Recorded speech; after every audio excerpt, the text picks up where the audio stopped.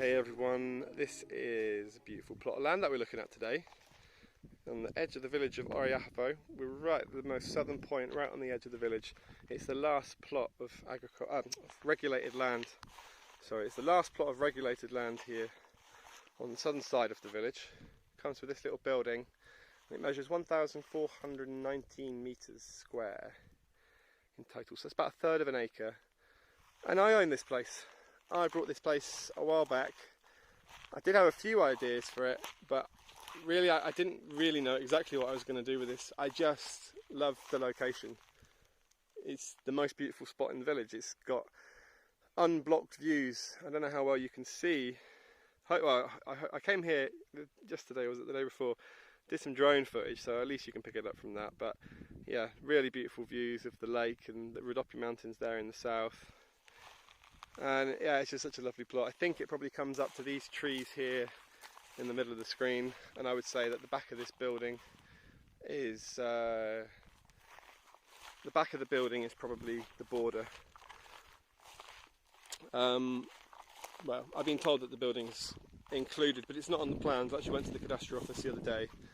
There's no building on the plans, but I think how I'm understanding it most recently is that I think if the building's under 32 or 36 metres square, you don't actually need any permission. It doesn't need to show up on the plans. But anyway, it can all be legalised. I mean, one of the things with this being regulated is it makes it very easy for anyone to buy, EU or non-EU citizens, and it'll be very easy to get permission to build on this. It is a plot for living, but you can do whatever you want. You can make it into an orchard. I think that was probably what I was going to do first, was just plant almonds or apples or something here. You've already got almond trees, quite a few round the borders. Might go and pick a few today. I noticed there was loads on that tree over there when I was here yesterday. Yeah, well, this can also obviously be restored and rebuilt, and I'm not quite sure what kind of foundations there are. There's a little bit of concrete there. You see just one small room, probably about 2 metres by 3 metres. Some electrical sockets on the wall, and then this room is probably about 3.5 by 3.5 or 3 by 3, something like that, and the roof's long fallen down. Yeah, there you go. Not much more to show you or tell you about that.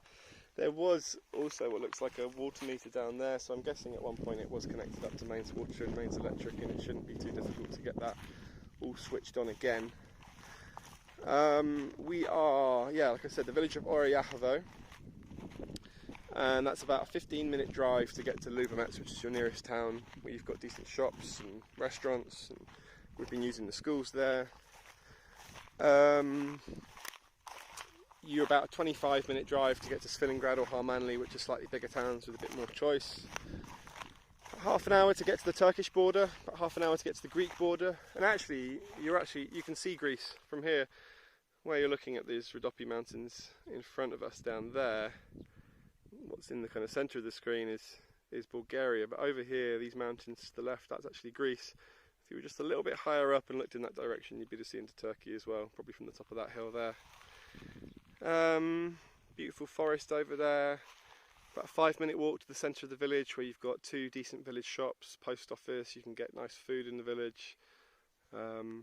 Yeah, lovely shops, lovely people. There's a really lovely community in this village, and it's going to be one of the saddest things for us to leave behind. We live currently on the north side, right on the opposite side of the village is where we live, and we've been here for a few years, and we really do love it here. You can see a huge dam down at the bottom. I actually just went for a walk down there with the dog.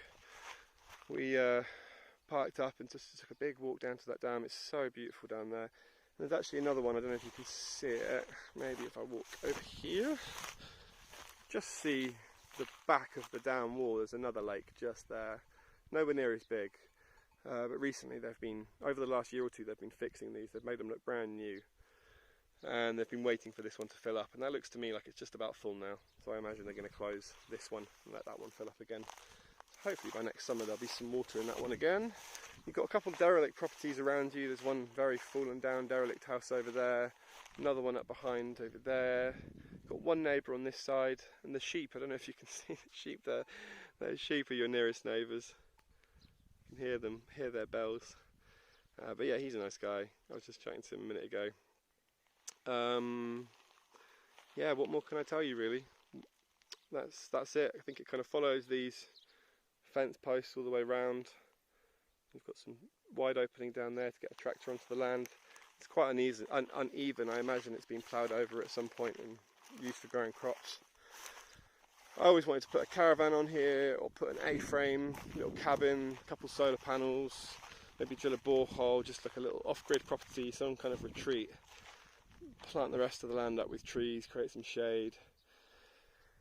You can probably also connect up to the lake water. This village has access to lake water from a huge dam up above the village, and there's actually 14 lakes I've counted surrounding this village. And one of them is piped up to this underneath the roads, and if there's not already a tap somewhere here, I'm sure you could connect up to it for fairly little money. And for about 25 leva a year, we make a donation to the mayor, and we get lake water for irrigation for our gardens from about May until October usually, something about that, which is really handy.